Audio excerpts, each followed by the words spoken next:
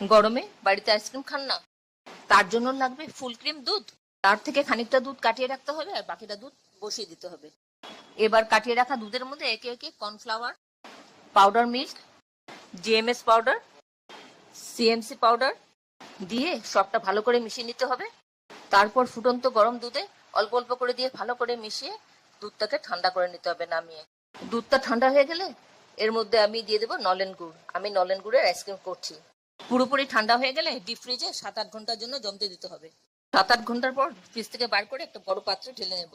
তারপর হ্যান্ড ব্লেন্ডারের সাহায্যে ঠিকসে ফেটিয়ে নিতে হবে। আর দিতে হবে ফ্রেশ ক্রিম, নলেন গুড়ের এসেন্স আর 1 কাপ হুইপ ক্রিম দিয়ে ভালো করে ফেটিয়ে নিতে হবে। তারপর কন্টেনারে ঢেলে 6-7 ঘন্টার জন্য ফ্রিজারে জমতে দিতে হবে। তাহলে রেডি হয়ে যাবে নলেন গুড়ের আইসক্রিম। তারপর ঠান্ডা ঠান্ডা পরিবেশন করুন।